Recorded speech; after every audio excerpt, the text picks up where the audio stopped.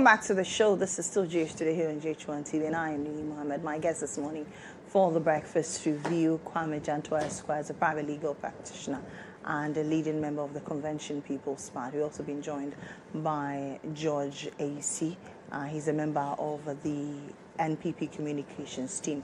We are waiting on the Member of Parliament for the people of END, Abdul Fattah, to join us for this conversation. But I have my two guests here. Let me start with them. Good morning, gentlemen. Mr. Jantua, Good morning. I'm well. Half travel, half sick, but I'm fine.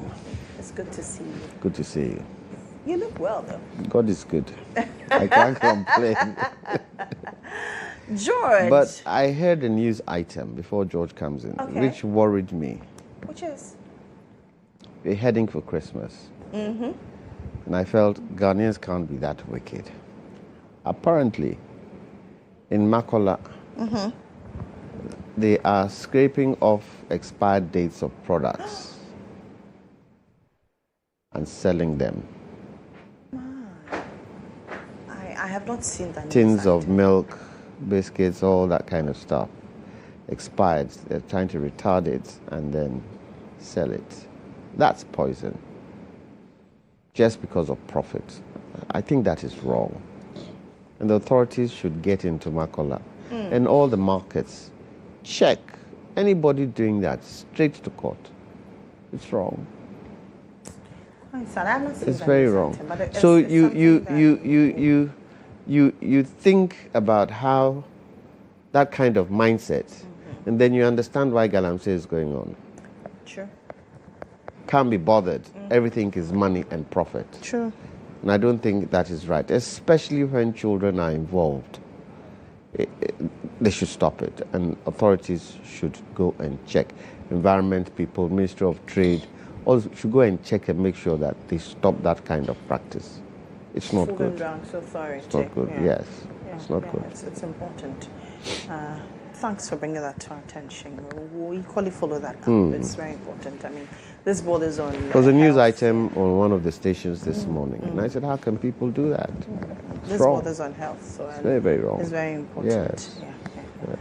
George, how have you been? I've not seen you in a while. I've been good. He's looking good, isn't he? Yeah, he is. Nice and slim. He looks rested. Yes, relaxed.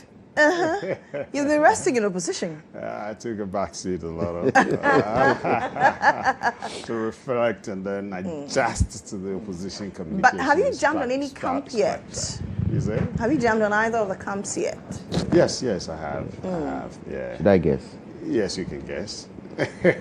Vice President Baumia. No. Are you with the Brian Champon? No, I'm with the Kent. You are connected. Oh, you're connected. Highly connected. You're connected to my disco schoolmates. Yeah, that's Santa Clausian. Yeah. Is it a central regional connect? No, I think, the times and seasons come for everyone. And I think what stood out for you for Ken? Ken, he's a practical person. Okay. He's a hands-on person, and he tells it like it is. You get it. He's not the typical, normal diplomatic politician. If it ain't right, it ain't right. He's going to speak about it. And I am confident that, given the opportunity, he's going to sanitize the system to ensure that the right things are done and push both our party and the nation forward. That's quite an interesting stat. Anyway, talking about Central Region, the Wesley Girls is back in the news. About 4 years ago, there was this concern bordering on religious lines about the Islamic faith and how students who belong to Islamic faith are treated in Wesley Girls, which is a Methodist mission school. A gentleman who's a private legal practitioner, Shafiq Osman, tested the law with regards to this. The Attorney General has backed the stance of Wesley Girls. For you, I don't know which faith you belong to. I don't know if you're Christian. I know you're not Muslim, but I don't know if you're Christian or you belong to any other faith. But what are your thoughts primarily on this? Yeah, thank you. Good morning to you. Good morning to Lawyer. It's been a while. Yes, George. Good morning to our viewers. the leadership and rank and file of the New Patriotic Party, I salute. I believe we're going to take steps and do things right to ensure that in opposition, we're united to come back strongly to wrestle political power. On that score, before you touch on my subject, what's your thoughts on the ban on proxy voting? I'm all out for it. Oh, you support it? I support it. Okay. I support it. It's been known that sometimes people abuse it, Okay. Especially in our internal political system. If you want to vote, come and vote. Okay. I know people who travel from the United Kingdom, United States to Ghana to vote and go back. You get it. People move from Accra to Nakpanduri to vote and come back. You get it. Yes, there can be medical emergency and others and co. So that could be the reason why some people think there should be that acceptance or allowance for people of such nature to allow others to vote for them. But the decision arrived at by the Presidential Election Committee is fully accepted and wholly accepted by all of us, so that we can have a fair, transparent, open election. If A wins, A has won. Fair and straight. Then we all rally behind the person to go and then do the major campaign for political power. So people had reservations about these proxy things, and people thought two things. Either sometimes it's abuse, you have about 800 people and then it's likely to be boxed for one person, or two. I may give it to lawyer Jantua to vote for me because I trust that he will do what I want him to do. He gets there, he doesn't. Then he has his own ideology. You get it. So some of these things, we entreat everybody to move and do the voting themselves. Okay, now back to the substance. Yeah, the Wesley Girls issue is an issue that all of us as a people should look at, and the legal attorney general, people in the judicial environment and protectors of the Constitution must carefully look at because one, Wesley Girls High School is as you said initially, a religious institution, which is a Methodist school. Like in Fanspem School, where I was teaching, Fanspem has found a way to accommodate those students of different religions, especially the Islamic faith. And Fanspem allows them to practice their faith. And Fanspem has a place for them where on Fridays they can congregate and pray and do whatever.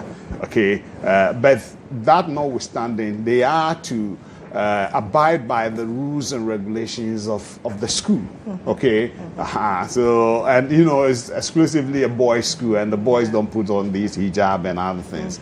And I believe it is in that context that Wesley Girls High School is having a little difficulty because if you don't enforce the strict rules of the Methodist Church, the argument is made that it is government sponsored. Yes, but the government came in because the religious sects wanted government to come and assist. You get it, and government did accept.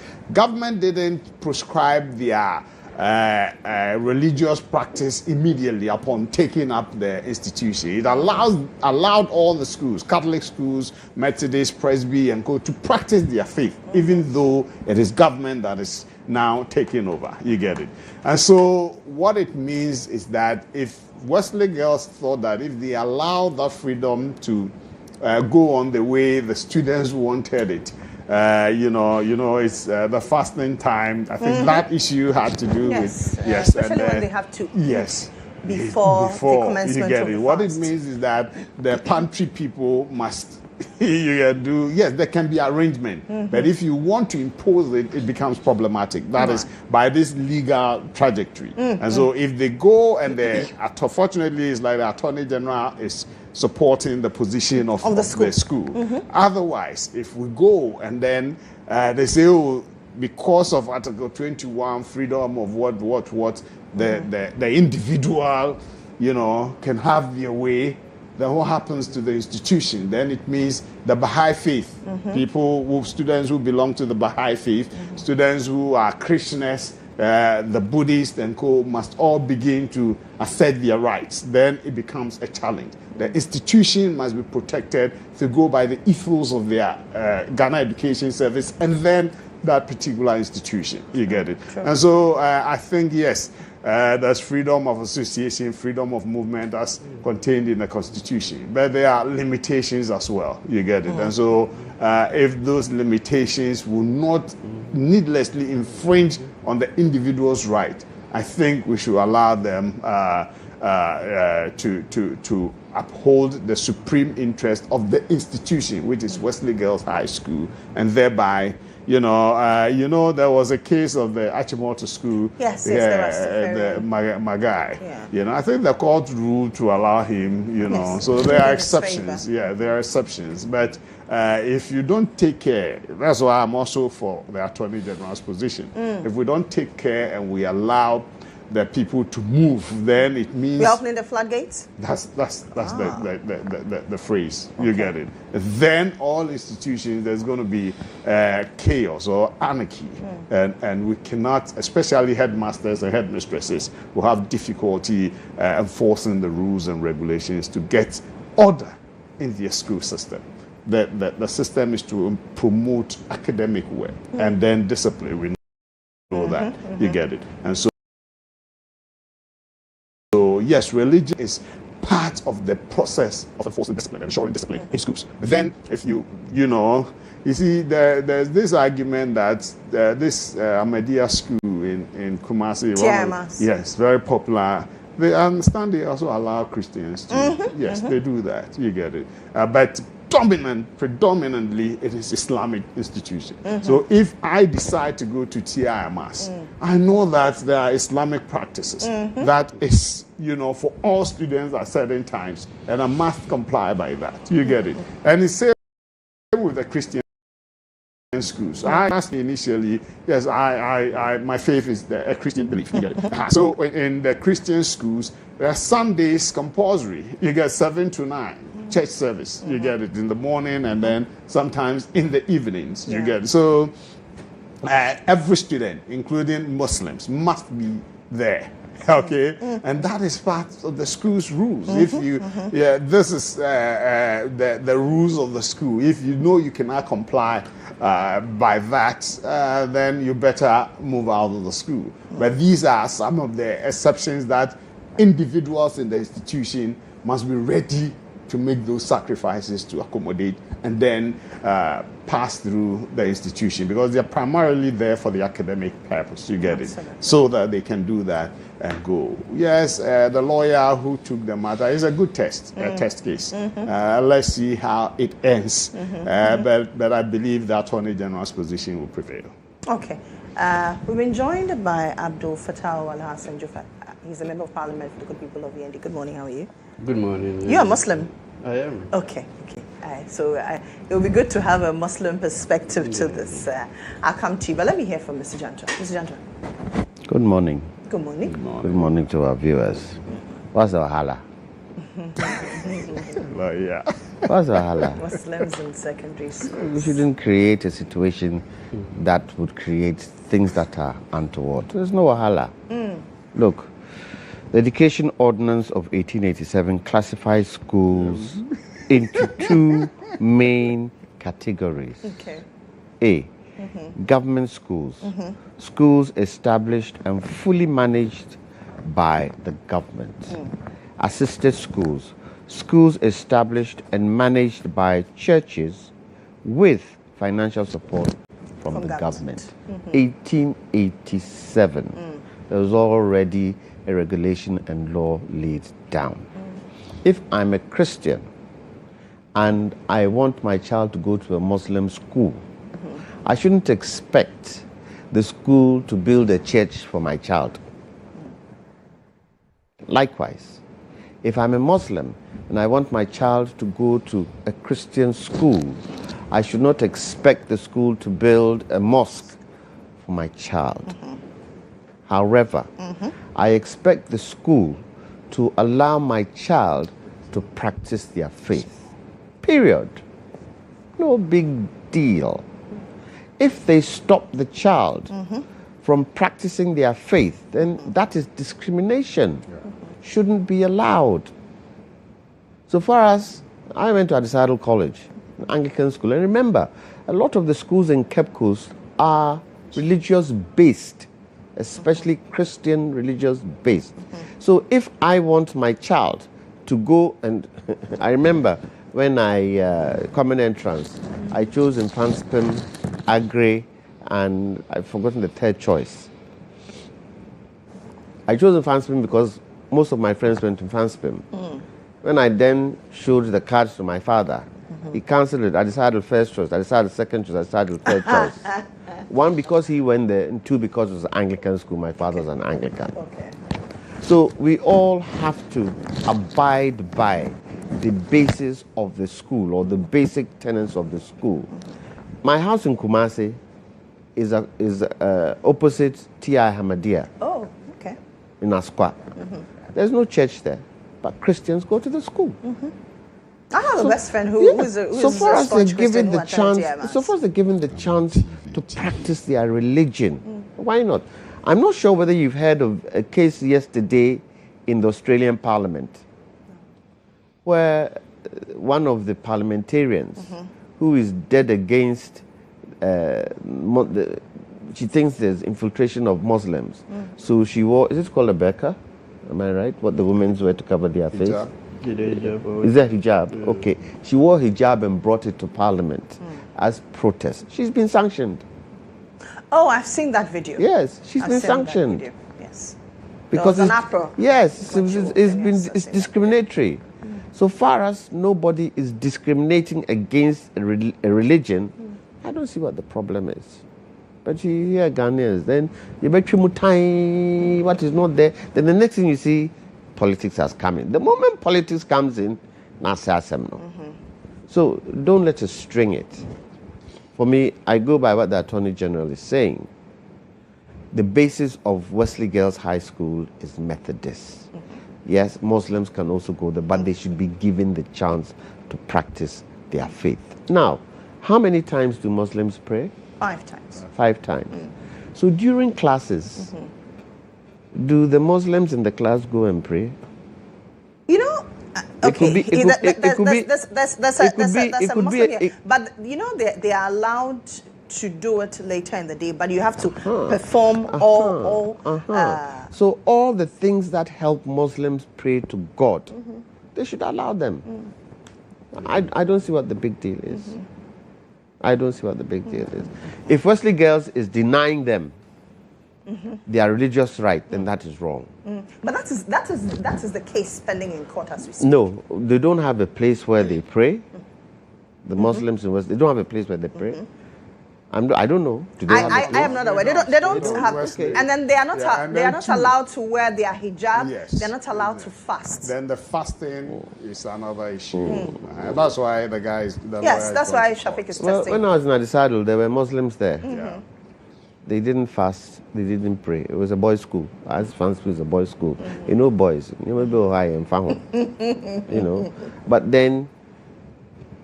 Such things, probably we should look at it and see how feasible it is to do. How many young people of that age fast? There are major fasts. How many of them do they? You know, interestingly, a lot of parents, he's a Muslim, he would tell me, a lot of parents encourage their children to start early. I know children who are encouraged to fast as young as 10 years. Though they are not allowed to go the full haul, but they are encouraged to do so that it becomes a part and parcel of them. Once you become an adult, then you are used to that practice. You know, the schools have a responsibility to the children in the school. Sure. And if children aren't used to fasting, and anything untoward happens, the responsibility is on the school. That's the argument of the school on the religious of health, on the base of health lines. They have a duty of care to anybody in the school, religion or no religion. That is their responsibility. So we should leave the schools to manage them the way they see fit. All this commentary from outside creates challenges for the school. If I'm a parent and I'm a Muslim and my child is in there and I feel that I would abide by what the school says, so far as it doesn't impinge or change the mindset of the child in terms of change the religion of the child to Christianity, I'm fine. I don't have a problem. But we should leave the schools to what? Manage as they see fit and manage in the right way. Period. Fatah. Hey, good morning. Good morning. Good morning to my senior colleagues and to your cherished viewers. It's really a sad day for some of us. Why? It's sad because and we want the government to come clear on this. I am part of the government, the ruling ruling party, but I am not enthused. I'm not happy about the current position. Of the Attorney General? Yes. Okay. It's complete, and I have an intel. I have information to the effect that this was filed by the Deputy AG, Justice Simsai, and that the AG himself is not privy to the content of it. I have inside information. You see, we have a government, and the government must be clear on some of this. What is the cabinet? What is the position of cabinet on this? In April this year, the Minister for Education was clear on this. He addressed the public on this issue, where he said that the children, the students in schools, in all schools, should be allowed to practice the faith that they believe in. They should be allowed to manifest it just as enshrined in Article 21 of the 1992 Constitution. He is a member of cabinet. Now today we have a position taken by another member of cabinet, which goes contrary to what the Minister for Education takes. Now, and not to cut you, and which seems to go contrary to what the president at the time when he was opposition leader. So we are not happy, especially as even Muslim MPs. We are really, really not happy about this position. And you see, for some of us, we are Muslims before even we are politicians. I am a Muslim before even you can talk of NDC or NPP. And I cannot see this issue being handled the way it is currently being handled. We would not allow it to go that way because we have to be clear. Are we going by the position espoused by the Education Minister or by the position currently being taken by the Attorney General? Now, you see, when Senior was talking, he made reference to the fact that in Fansipim, they allow Muslims to practice their faith and all those, and that is happening. And this and all those. You see, to what extent does the practice of one's religious faith create disorderliness in an educational institution? But when Christina was landed, he said maybe to bring order and this. I have not seen anywhere. But if you go and find out from Fansipim where they allow Muslims to practice their faith, or you go to Amas, where they allow Christians, to what extent does that create disorderliness on the campus? You can kind of regulate it. You understand? So that you don't have maybe azans being called using the look. There are Muslim countries you go, but there is this country, Uzbekistan. It's a strong Muslim country. I went to that country. I did like a week, and I never. But there are about 95% Muslims. I never heard the call of azan in public. It's always down with the loudspeakers. I never heard it for once till I left that country. Meanwhile, they are staunch Muslims. And so you can at least kind of put some regulations to control maybe the nuisance it may create. If you want to say the loud noise should not be created, the people should not go out to play when classes are in session, it's allowed.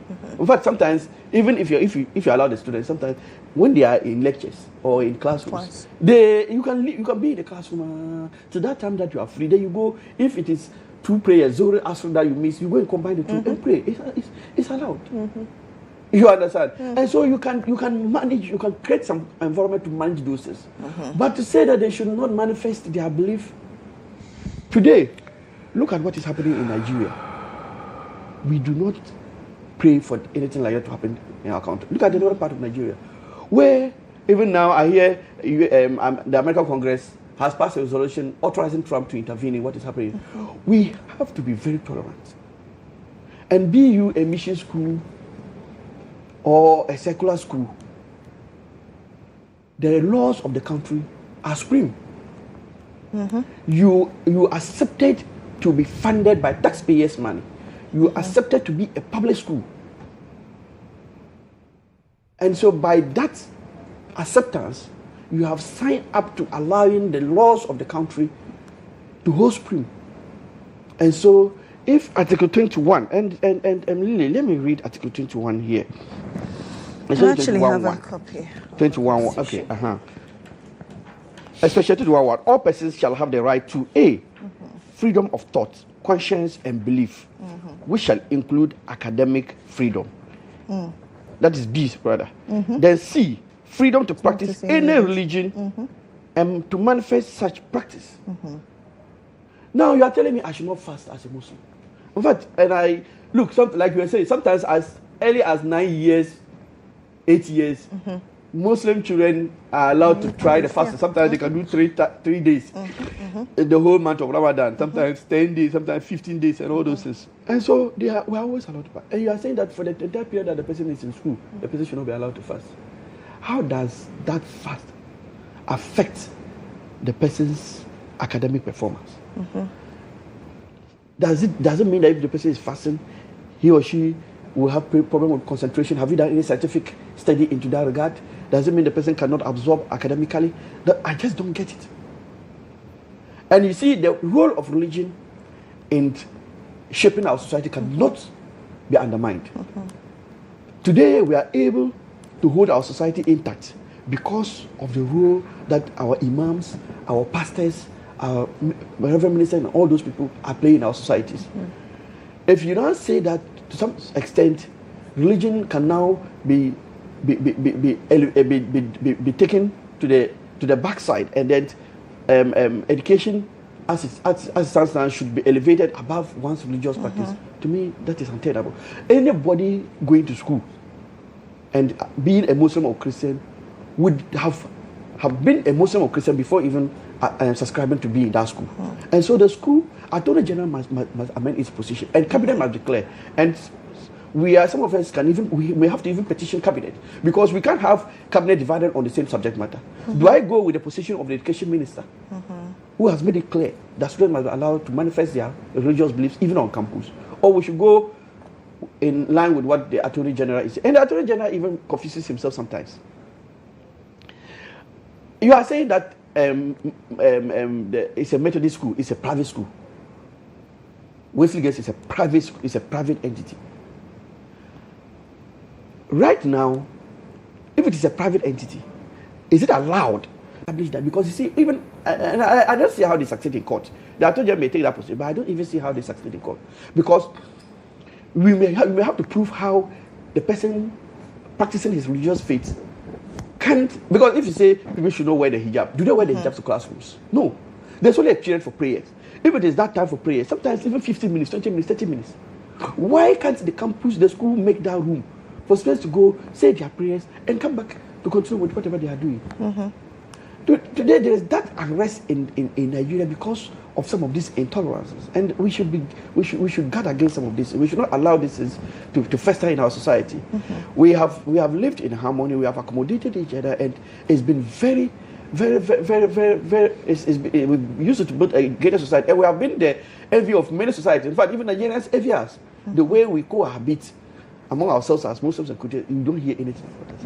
And so we should find a way to guard against, or to guard this cherished, harmonious relationship that we have as a society. And the political class, we should be seen to be walking our talk. If the government position is that, be it mission schools or secular schools, students must be allowed to manifest their religious beliefs and practice same, that should be across board. The Attorney General cannot be seen to be taking a position that is contrary to the position taken by the President and taken by the Minister for Education. Today, if you ask me, I would subscribe to the position, the Minister for Education's statements on education. It's much more authoritative. You understand? Because he superintends over that sector. Okay. And so, why, in fact, how come even the Attorney General, in filing such a motion, will not even put out the Minister for Education? You understand? You should all be seen to be singing from the same hymn sheet. And so you should take the position of the Minister for Education. But if you do this, it means that we are even disjointed. It's a dodgy position that we have as a government, and it's about time that as a government we come clear on this. And the country cannot be. We can't be moving backwards. We have come too far. We have carried each other too far. Look, if this verdict, if what they are saying succeeds, if what the position of the Attorney General succeeds, it can even go and then bring back all the gains we have made in other schools, like the university. The person will now come back and say that, oh, per this ruling, we will no more allow Muslims in our schools to practice their faith. Tia Amas will come and say, what are we doing to our society? The thing is that if it is not broken, let's not fix it. Let's not fix it. Okay. We have had this practice all these years. There's nothing wrong with it. Let's keep it as it is. Absolutely. I don't know if I can add something. I want to take a break, and then when I come back, we can do it. But I have a message, a special message for Honorable. This message says, "Happy birthday to my wonderful husband, Honorable Abdul Fattah Al Hassan. May Allah shower you with endless blessings, peace, and protection. Your dedication to serving the good people of Yendi inspires me every day. May Allah guide you and give you the strength to achieve all your goals. I see all your sacrifices and I truly appreciate everything you do. Mama and I love you more than words can express." This is from Hajia Aisha Tasala. This is to her dearest husband. Happy birthday, sir. Happy birthday, and thank you. Birthday. That was a Happy birthday. You know, she reminded me this morning. Happy birthday. I didn't even know it was At least you and I share a same thing in November. I was also born in November. Okay, whatever. So happy birthday, sir. Thank you, Lily. And nice one. Thank you so much. Where's the meat? Your wife says she loves you so much, and she appreciates all that you do I for love her. it too. Thank you Oh, so much. that's so That's sweet. nice, I'm yeah. back after this break. Stay with me.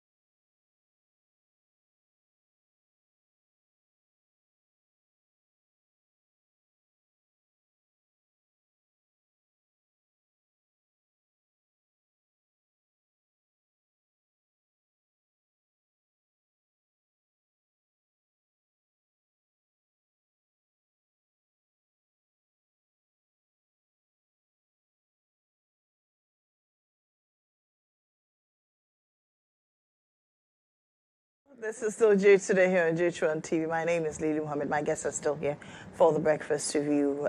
Before I went on the break, we're touching on the religious factor with regards to Wesley Girls Senior High School, and then allowing students who are of the Muslim faith practice Islam in school. We'll touch on a petition that has been submitted to the presidency for the removal of the EC chair, Jean Mensah, and her 2 deputies on the basis of alleged misconduct that could mar the integrity and credibility of general elections. But George, you had something to say on the religious conversation I think a lot briefly. of piece that I read, if you permit me to include something small. Wesley Girls Senior High School, a Methodist-founded school in Cape Coast, Ghana, has been at the center of a legal and constitutional dispute.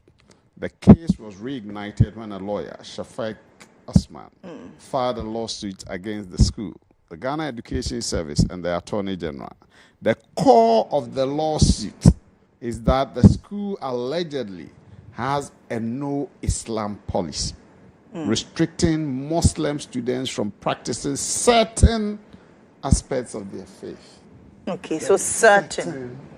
Which includes the wearing of the hijab, the fasting.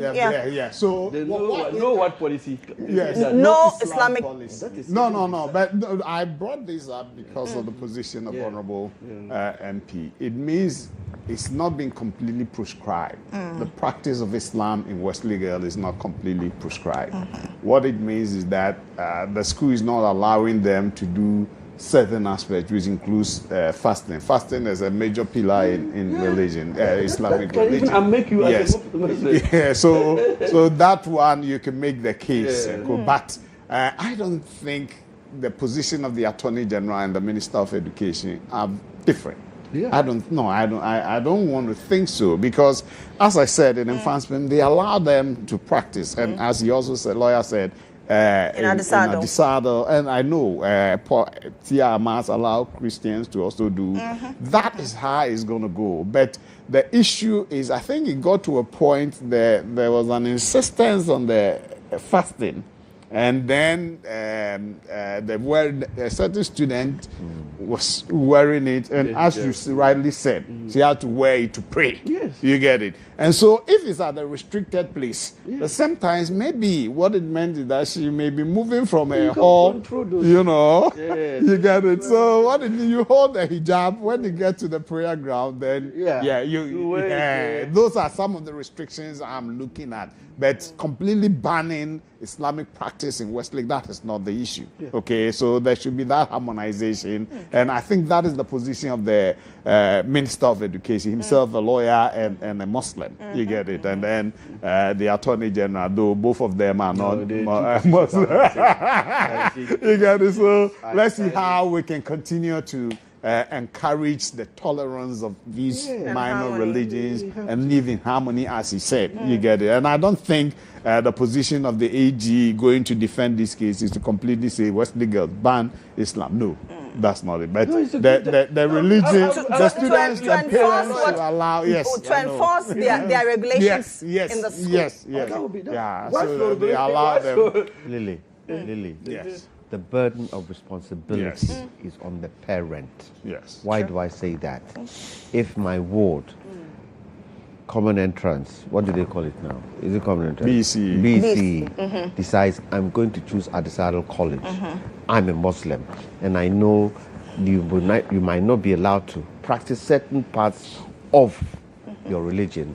I would say, son, you can't go to that school because of A, B, C, D, E. If the parent is satisfied with the condition, why should we stop the child? And the academic excellence of the school too is important. You get it? The academic excellence of the school. The burden of responsibility is on the parent. Hold on.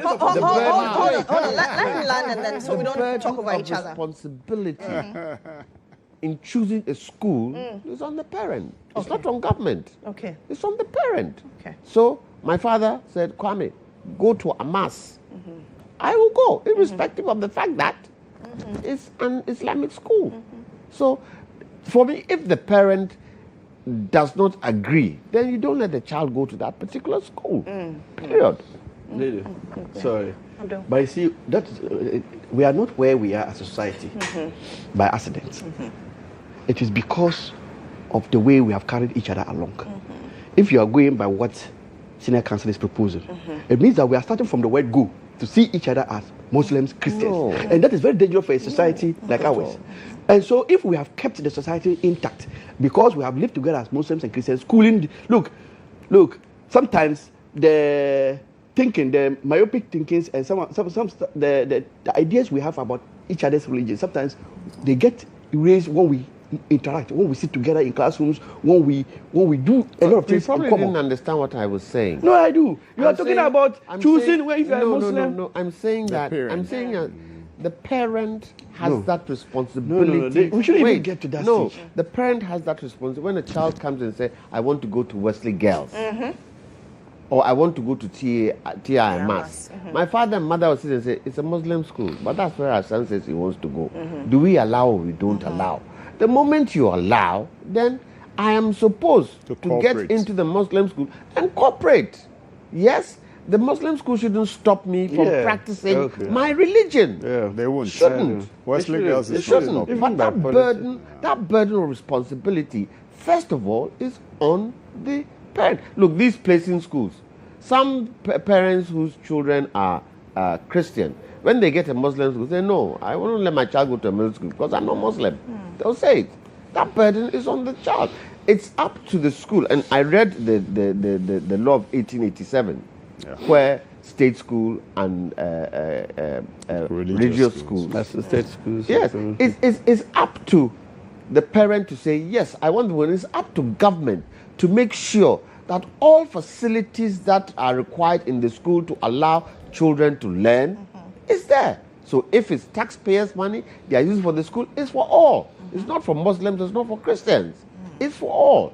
So mine is that we should not allow politics to seep in. The moment politics seeps in, it changes the taste of everything. Now let the courts decide. Yes, let the courts decide, and let's make sure that the right thing is done. Children should not be stopped. Children should not be stopped to practice their religion. It's not right. Make progress.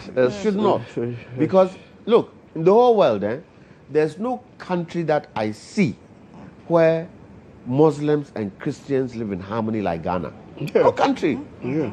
Where Christians go to the mosque and where Muslims go to the church. You see a church and a mosque standing nowhere. Close to each other. Nowhere. So I don't think this bit would break that kind of culture we have. That's why I say if it's not broken, don't fix it. So okay, gentlemen. Lily, I got so influenced with my really Muslim friends in school that anytime I greeted, they'll tell you stories that you don't know. So my pastor one day asked me, do you understand that? I said, I love it. Shows I love you, my Muslim friends. You know, and I said, no, maybe they have a meaning. So find out before you continue doing that. Saibu and Co. I like Saibu. My greetings to you. Okay, let's talk about petition to remove the EC chair and her deputies over alleged misconduct that could mar the integrity of the elections. Let me start with you, George, since you ended. Yeah, thank you. We have a nation to build, and in the process of building our nation, we'll be encountering some challenges. People have the right to petition, and the processes must be followed through. I think Article 146, they invoke it, and then the President will refer it, and then the Judicial Committee or the General Legal Council will establish whether there's a prima facie, and then refer it to a committee that will work on it. And so that is it. One, Edumazi Blankson, staff of EC, we understand is petitioned the President for misconduct of the 3 Electoral Commission officers. That's the chairperson and the 2 deputies, Eric Bosman Osari, and then Tete. My worry is, before I get into it, Tete is a career EC officer. He is not the government, the appointee, those that are appointed. He is the career one who is risen from He's risen through the ranks. Yes, through the ranks as district commissioner, regional, central. I was with him in the central region, and he was brought to, he was sent to, I think, Ashanti and some other regions before he came back to Accra and was finally promoted as deputy. We need some of them to rise to even become the electoral commission chairperson proper. But having said that, Blankson is saying the stated obvious issues of misconduct. And so if which things brings the office of the EC into disrepute and then poses us a danger to the unity and cohesion of our nation, especially as far as elections are concerned. Let's see whether that is going to be proven. Once that is proven, then we take it from there. Let the processes kick in. Some believe it's, as you said, what is good for the goose must be good for the gander. What happened to Charlotte Osei must equally happen to GHOne Mensah. I don't want to believe that is the way we want to build our nation. In the Charlotte Osei case, we saw what happened to the point that even there was a banter openly in the August House of Parliament, okay, between the chairperson and her deputies, openly. And we cannot say that should be the case. And today, I'm yet to see whether there's been any banter between GHOne Mensah and her deputies, Bosman Asari and Titi, and whoever. You get it. But whatever it is, I know Imani Ghana's Franklin Kujo took a case to the court which involves there's a word for it, the BVRs, the BVRs, the biometric verification machines and co. So yes, you know, those matters must be looked into. I think there was a court that looked into it and then dismissed it and co. So if they are bringing those things that they think is putting the office in disrepute, jeopardizing the election processes of the nation, the person has the right to, you know, go this way. Let the president, let fairness, you know, be what will guide the processes. Some believe, in fact, before now, we're all anticipating that this is going to happen, especially when the president made the first move on the Chief Justice. I got somebody telling me this is a prelude to getting the Electoral Commission chairperson and the deputies out. Then I say, how? I say, if the Chief Justice doesn't go, if the Chief Justice will be constituting the committee or whatever that is going to look into the matter. And so if that committee that's so constituted is not in favor of getting the electoral commissioner out, then of course, definitely a panel and paneling it will have an influence on the outcome. That's what arguments some made. And so the first cake is, to be honest with you, up to today, I'm not convinced of the basis for the removal of the Chief Justice. That's a matter for another day. This one, I don't see any basis that people can establish unless people have made up their mind that we're taking you out, just like it was done to the Chief Justice. Then that would be the basis that they can move GHOne Mensah out because she was appointed by a certain government and must go. Otherwise, I don't see what compelling basis that a committee will have, or even the president will, the judicial council will get a basis for a prima facie to refer the case for further interrogation. So we are building a nation. If they think this is the way to go, let the committee do its work. If it is referred to the committee and they are able to establish firmly that indeed the woman and the deputies misconducted themselves, let the law work. You get it. We are building a nation, and we must build based on rules of law. And so if the rule of law is as the committee determines based on the petition, and there's grounds enough for that action to be carried out, so be it. Okay. Fatal. Yeah, thanks so much.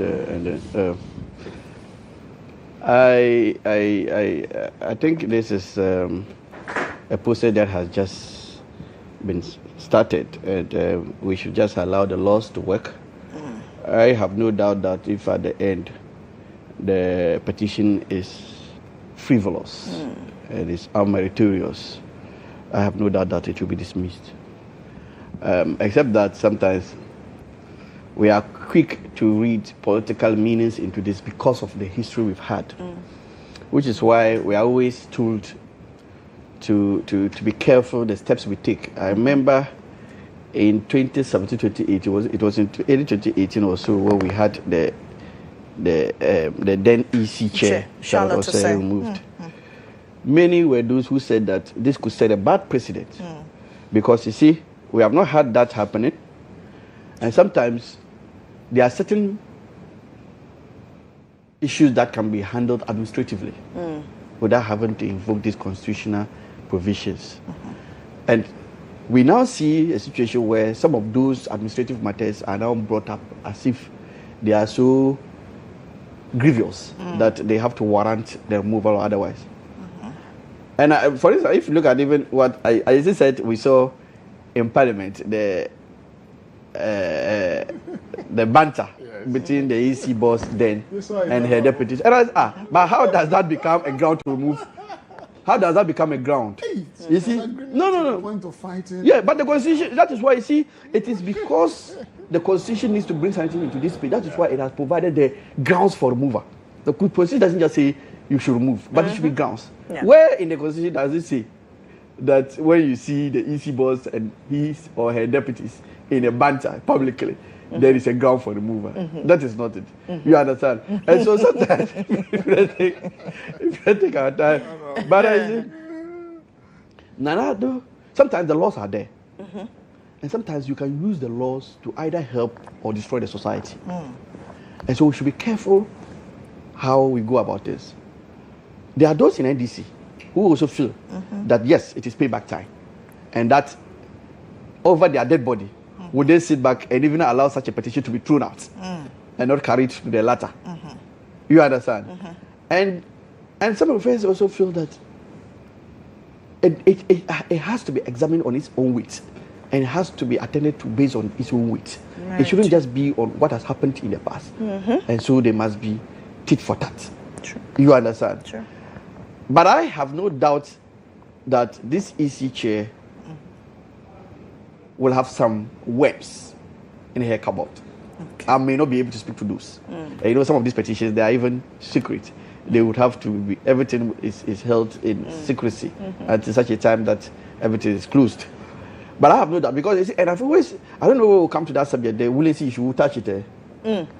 Because sometimes our laws are not punitive enough on EC officials.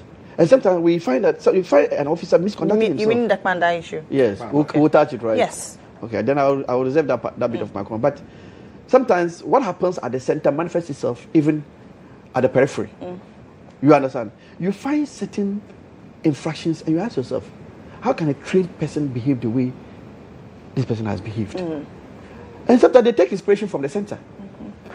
And you understand? So if you have every reason to challenge the legitimacy of whoever is occupying it, the man, what is his name again? Joseph Blankson.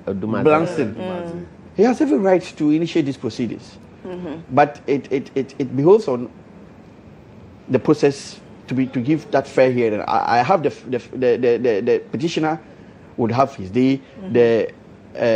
GHOne will also have, GHOne and her deputies will also have the opportunity to do because of the audio authoring party rule. So there will all be, and we'll see what it entails. But I have no doubt that the President GHOne, we are resetting the country, and then in resetting the country, we are allowing the laws to work and work to the latter. Which one? The one for the in your own area. Oh, the Justice one was as good as the losses. Look, even today, when you find a few members who poo what happened in respect of Tokono, you are not able to see them speak to the legality of it or the illegality of it. Yes, you see, sometimes they rush from, because the president didn't breach any of the provisions of the constitution. He went through it to the latter. You understand? And there are those You may have your own opinion because some of these things, what they are brought, who The gives? facts of the matter is what we are talking about. You are a lawyer. Okay, you know that.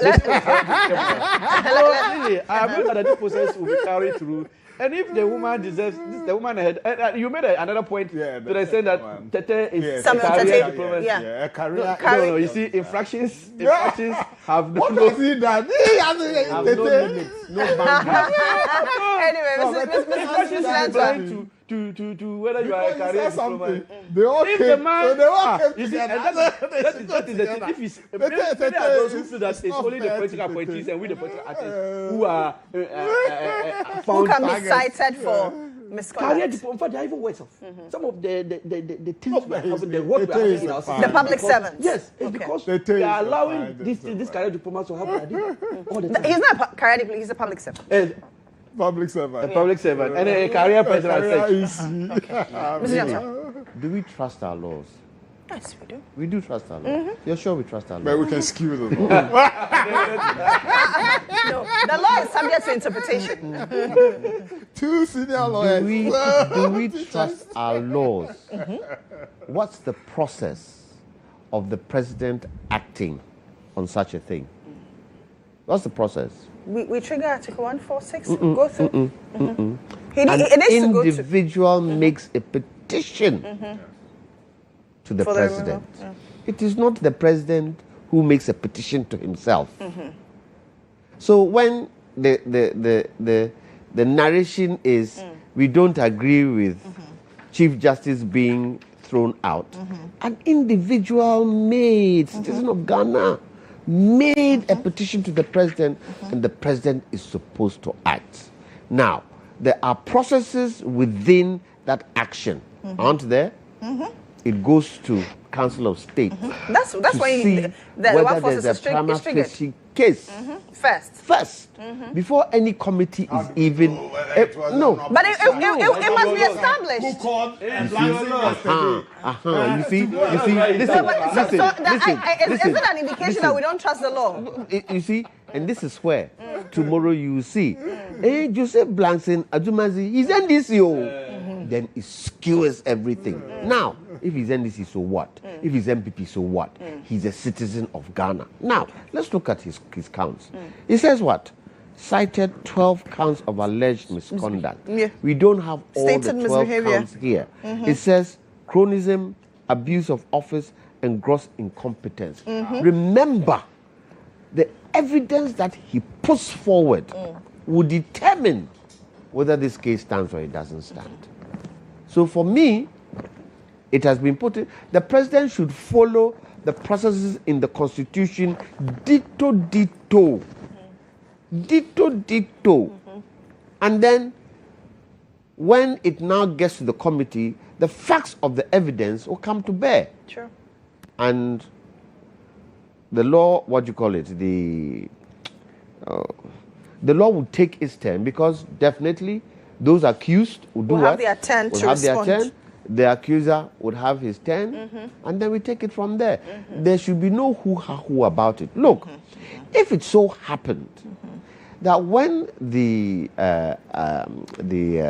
Chief Justice took her case to the ECOWAS court, and the ECOWAS court decided that she had a case, and correct me if I'm wrong, from what I read, they threw it out, not unless they didn't throw it out.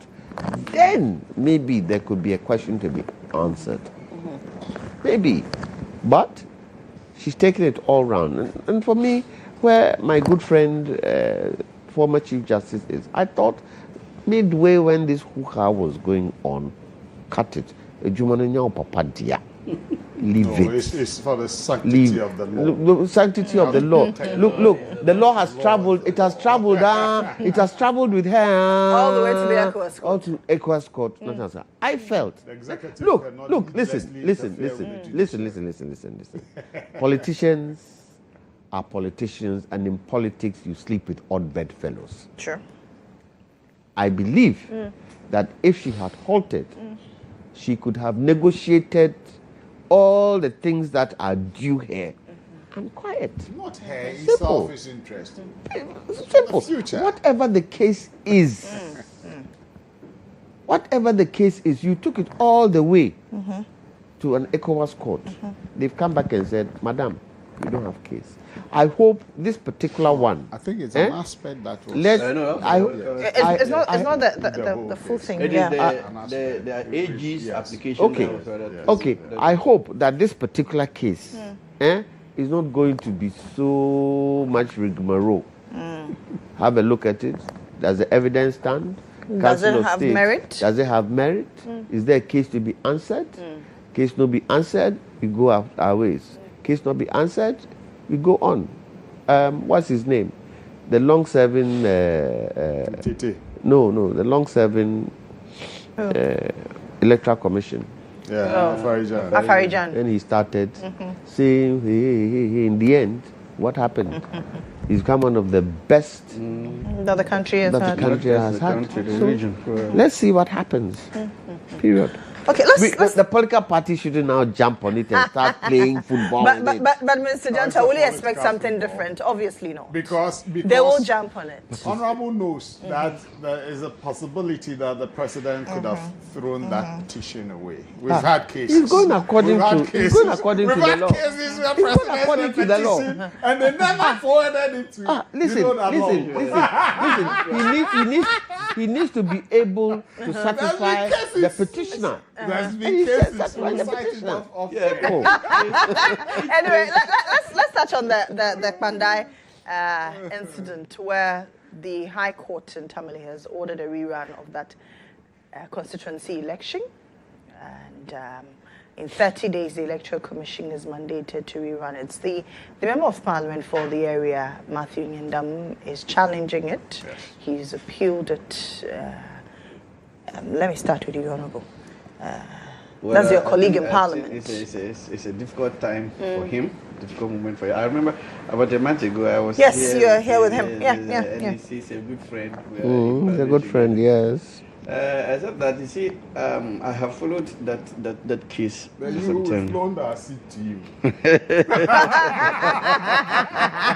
So I should mind my ways. This is a threat. They are trying to gang me. They are trying to gang me now. Well, I have followed the case, and I am really shocked that what happened really happened.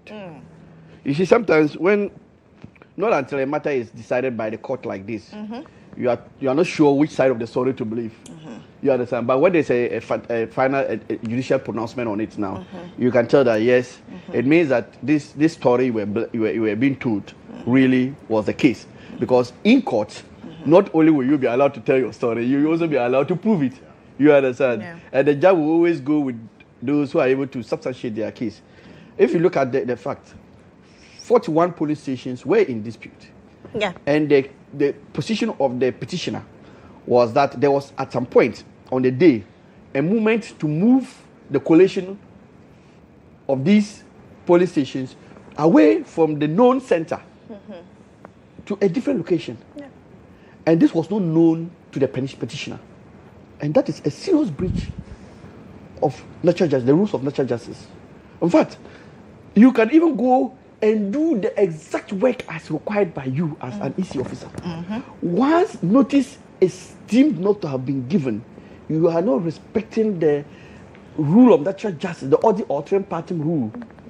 Trust me, the whole thing falls flat. And so I listened to and he's my friend, I've even done cases with him, the lawyer for the respondent. But yeah, I've listened to him. And I think in court, what I see is that in court, they were trying to shift the goalpost. While the petitioner was in court talking about the fact that his right to have been given notice in respect of the 41 police stations was breached, they were also talking about the fact that the petitioner was not challenging the numbers in these 41 police stations. And you see, you must understand what the petitioner was looking for. He was also asking that these numbers are inflated. These numbers are not correct. You can even have the numbers being the exact numbers, the reflection of the truth. But once there's a breach of the rule, you are giving your other colleague the weapon to come at you. And so these are petty things that the EC officer should not be allowed to get away with. So that is why I have an issue with some of these officers. You see, it's not easy to conduct a rerun. it comes at a huge expense to the state. And if you have an officer who will just disregard a petty principle like this, that moving a collection center from the known place to a new place, you must necessarily have all the parties informed. This is basic. If you can have an EC officer breaching this thing, there should be a price that EC officer also pays. It should not just be the state having to spend money to conduct fresh elections. Otherwise, it will serve that. It will serve as a deterrent to those who will misconduct themselves. You are supposed to be competent in all this, and this is a basic principle. And so, it's unfortunate for Martin Indan. The results that he got in those polling stations may be the true reflection of whatever happened there. But it is the making of the EC officer. And that has actually hurt his case. And I don't see how he comes back on this matter. Because you see, when you go on appeal, I heard the lawyer was talking yesterday. He said they have filed appeal. In fact, even they came to court. They filed a stay of execution and then an appeal. No, you can't have stay of execution before appeal. You have to file your notice of appeal before you file stay. Stay of execution has to be built on something. So they filed the notice of appeal. If he gave the time, and then they immediately filed the stay of execution. Because the court has to have the substantive case before you can have an application built on it. And if you look at it, you see appeals, especially stay proceedings are very difficult. Okay. Yesterday I spoke to a constitutional lawyer and he said that this could travel a long haul. No, I don't see it traveling a long haul because of the provision, because of Article 99 of our Constitution. And I like the way Article 99 is couched. Because it ends parliamentary proceedings at the Court of Appeal. You don't have it traveling to the Supreme Court. So because of that, the journey can be defined somehow. Unlike cases where, even if at Court of Appeal, it still has the opportunity to go all the way to Supreme Court. That is a difficulty. And I am also making a proposal.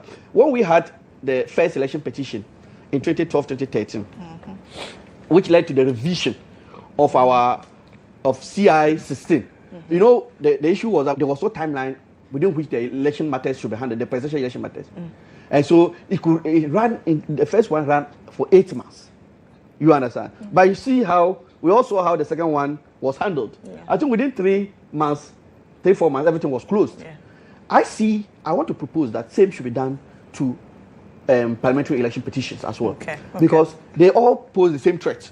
Even though the presidential one is a bigger threat, but even conducting primaries in one constituency is big. It's big enough. You understand? And so there should be timelines given for the handling of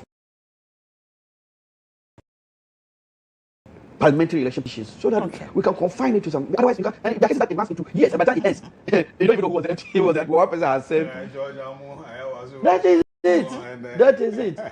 So the stay will be heard. If the stay succeeds, it means that the judgment of the High Court will be frozen in the interim. In order for the you understand for the appeal, but it also depends on the grounds of appeal.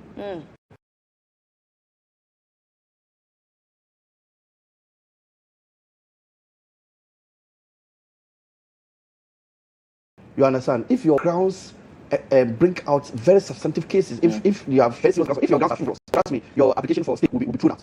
And if the damage you suffer can also be repaired somehow, the court will have no qualms in allowing the judgment to stand even as they hear that. Are you saying the wheels of the law don't rise solely in the Court of Appeal? Is that what you're saying? No. Far from that. Because it can take quite some time. Far from that. But I'm saying that per Article 99, yes, it says it ends there. Yes. No, but if he's aggrieved, he can go to the Court of Appeal. No, but he's currently on a Court of Appeal. That's what I'm saying. So that is the end. He doesn't have the right to move to the Supreme Court. Yes. Adamu Sekendi case and all those things. Those are the cases. It ends at the Court of Appeal. So at least still, Court of Appeal, it can take long. It can take long, but that is why I'm also adding the proposal that we should even look at amending some of these laws to give timelines, like we now have in our presidential petitions, where the first one traveled for 8 months, but because after the first one we learned some lessons, there were proposals, and so because of that we amended some of the LIs and the CIs were amended to now give it a shorter lifespan. Let me hear from you. Yeah, I think Honorable has brought something out that has made me rethink my initial position, which has got to do with the coalition where the 41 polling stations. Polling centers. Yes, we're collated, Yeah. right? From outside of the original designated place. That definitely will be an infraction. That definitely. And then, but the two lawyers here, why must the MP suffer for yes, why must you get it? I was his point's very, very solid, but why must somebody suffer for the negligence of but the person's conduct was in relation to electing this particular MP. Yes. So that is where the substantive matter is. Yes. And it's proper that it's true, as Honorable said, that you cannot do that on the blind side of the other party, you know. So all must be. I've been in the coalition center severally, and there are those difficulties sometimes. You know, sometimes in 2016 you'll be there, and then they say, "Oh, we have to go for the special voting." You know, we have to go and bring it to the center. Then the EC guy wouldn't be minding you. What's happening when we are doing? And you project the thing, the results are varying, and so you have a lot of things. And I was very aggressive, not aggressive in causing confusion, but I said no.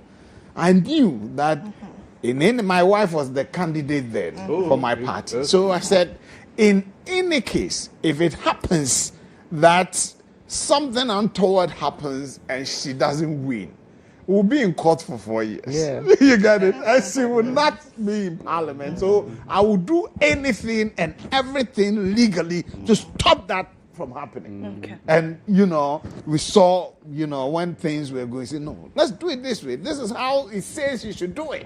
You get it? Then they do it. Then finally, she was declared the winner because she actually won. Okay. Yeah, so if in that case, I'm just imagining that if the EC at that time had said they were moving the college, you know, it delayed to another point, how would it have been? Okay. You get it? So it's painful that Honorable Martin is one of our seats, 87 seats, you know, that we have. You call us what?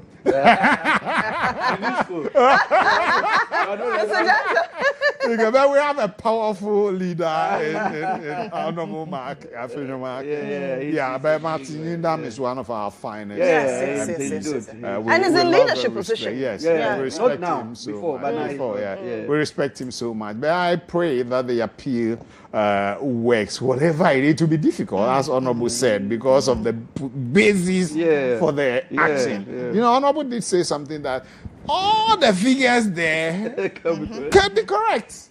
But because of that infraction, the whole thing becomes, you know, and so let's look at it and pray that things, and it's an appeal to all of us, especially the candidates, you get it, that if something like that is happening, let's prompt the EC to notify everybody. And the easy officers, For whatever reason, that you're moving the collation center from point A to point B, all parties, interested parties must be in the know.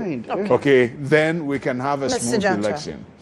His Lordship Emmanuel Brew Plunge applied regulations 39 and 43 of the Public Elections Regulation CI 127.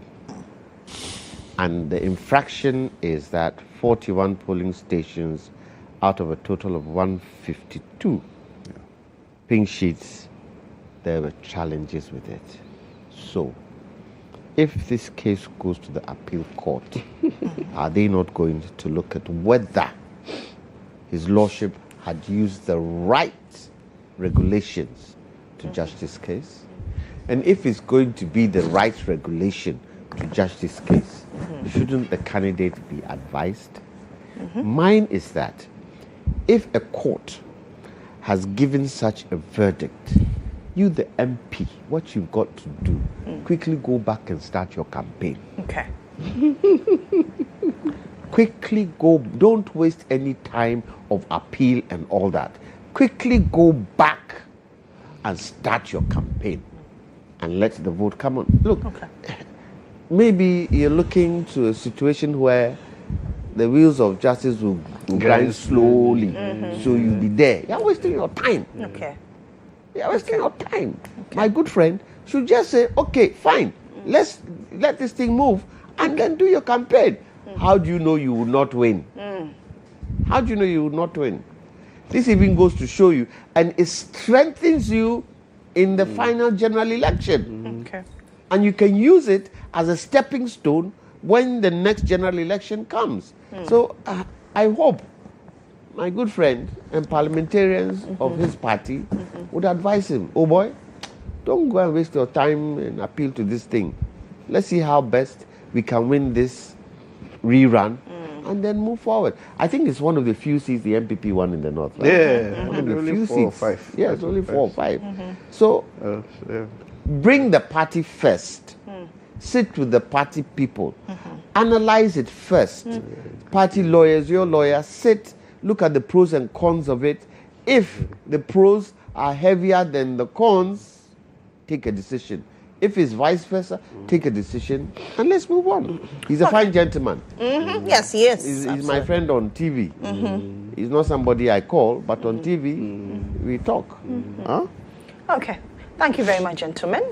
It's been great having you all. That's Kwame Janto Esquire. He is a private legal practitioner and a leading member of the Convention People's Party. George AC is a member of the NPP communications team. He says he's connected. And they are alleging of some rigging. The proxy. No, the register. Our side, we're seeing 3,500 people who are no more, and then some who are not even, have never been executives before, but are being considered as former executives. That's what our anti-election rigging squad has identified. Anti-election. Anyway, that's Abdul Fattah last. He's a member of parliament for the people of Yendi. He's also a private legal practitioner, by the way. My name is Lily Mohammed. That's it for the breakfast review. When I come back, we'll talk about gender-based violence. Stay with me.